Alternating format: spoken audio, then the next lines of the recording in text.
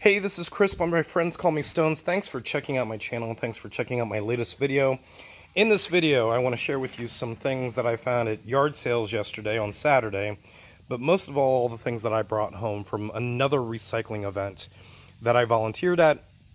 If you haven't watched any of my previous videos, I have a good friend that owns a recycling company, electronics recycling company to be specific, and he takes anything that is powered by batteries or a plug into your wall, and he will recycle it. And he works together with townships and cities and special events and organizations and churches, and he will come in and do a recycling event for about 4 hours on a Saturday, normally from 10 to 2, and he will set up in a parking lot, and we kind of have this drive-through layout where people can drive through and drop off their electronics to be recycled. And they can also get your laptops and your computers shredded, the hard drives in them for security purposes. And he does all of this for free. He has his own purposes with the stuff that he gets, but I volunteer. I don't work for him. I just help him out, and in exchange, I get to keep anything that is dropped off that I see interest in, that I see value in, and I get to take that home for free. And normally it's a 6-hour investment for me. So if I bring home about $500, which is on the low end, that's $80 an hour. And I'd rather do that than drive around for 4 to 6 hours, spending money on gas and spending money on people's stuff for me to resell on eBay, which I enjoy doing that as well. But I'd rather sit in one place for 4 hours and have people hand me their stuff for free. So I did stop at a garage sale on my way out to the recycling event. Because it was just down the road and I was passing it anyways, and I spent about $5 on all the stuff you see here. I picked up this Batman book because I thought it was cool, because this is my Batman. This is the Batman that I grew up on. Paid 50 cents for this, but it's worth about $20-25. I was really surprised. Picked up these drumsticks, Vic Firth drumsticks. I know a lot of musicians, and for $1 I picked those up, and I'll hand those to a drummer that I know that could use them. Then I picked up this bag of Little's Pet Shop. It was actually 2 bags, and they wanted $1 for each bag, but I put them all in the same bag and spent $2. But a bunch of Little's Pet Shop, those do really well for me. I've got a bunch of others. I'll put them together, and I'll put them up on eBay when I eventually get a bunch of them. And then I bought some motocross stuff. This lady who was running the garage sale, her husband used to be a motocross racer, and I used to be a motocross racer, so I'm very familiar with the stuff. Matter of fact, I sold a lot of my old motocross stuff on eBay years ago when I was just trying to make extra money for Christmas, gifts and things like that, before I was selling full-time on eBay, and I got rid of my stuff that way. But I knew that some of this vintage stuff is starting to get up there in value, and is starting to, it has value now.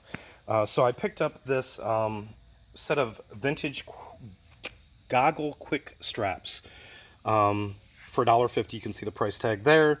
There's only one set of these listed on eBay currently, and they have them listed for $75, which I think is a little much. There's no past sales on these, so I think $40 to $50 is more reasonable.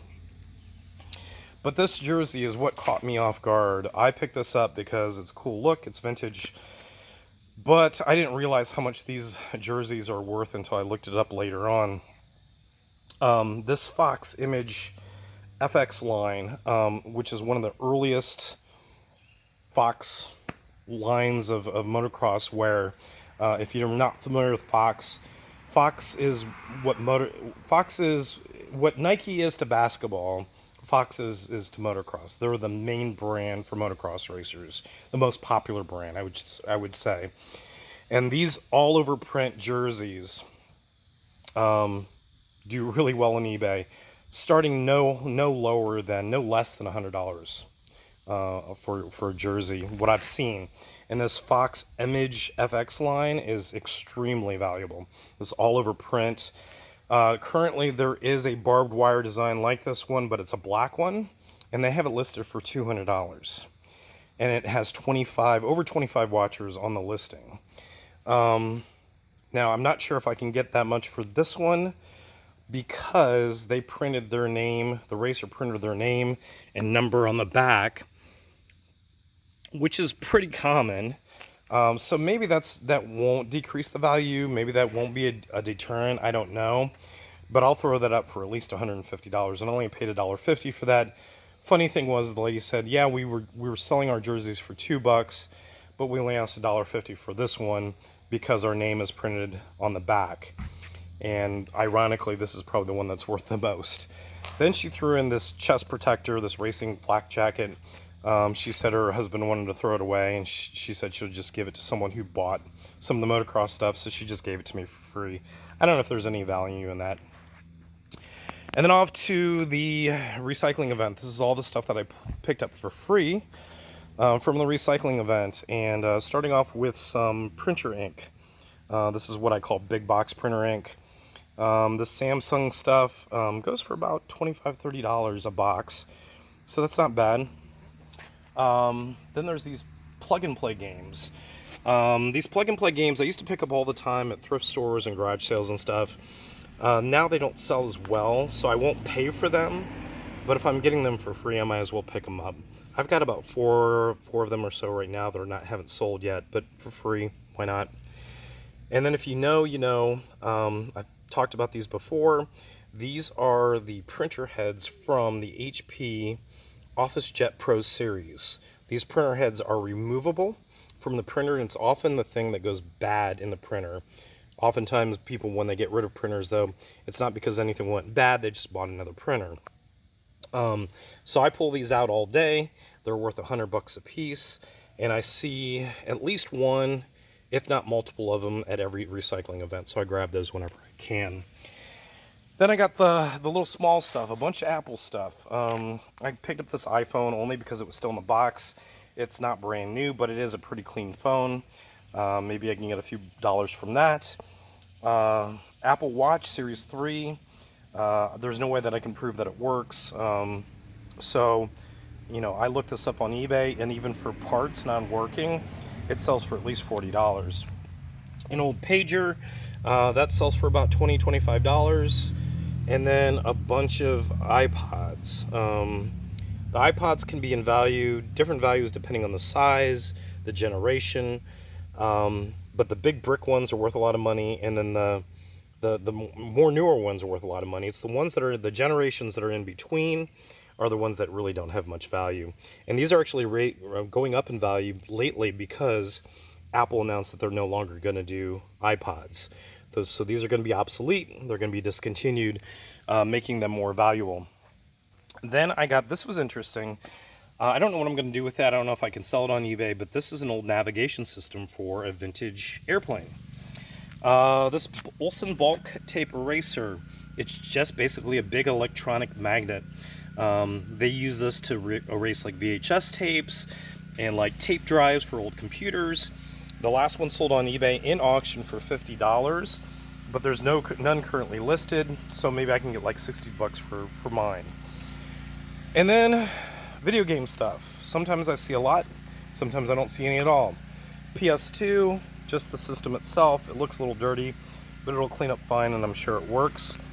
An old Xbox original controller for the Xbox.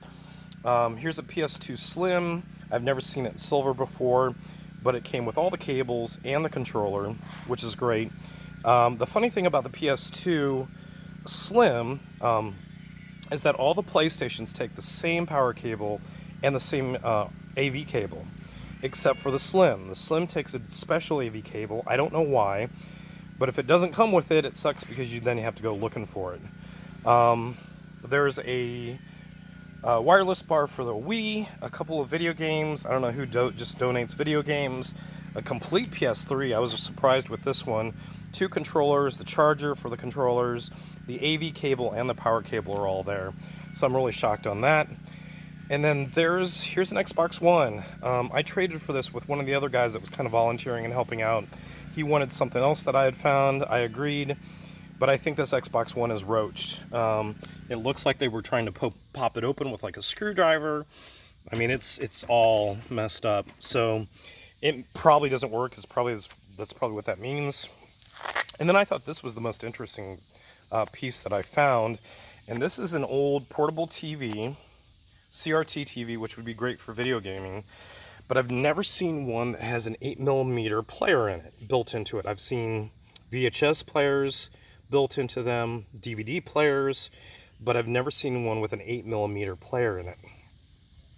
If this works, I looked it up, it's worth about $150, if you can believe it. I fooled around with it. I couldn't get the player to work, but maybe I'm doing something wrong since I've never seen one before. So there you go. I can't really know what the estimate of what I got, but this is a pretty good haul for, like I said again, 6 hours worth of work.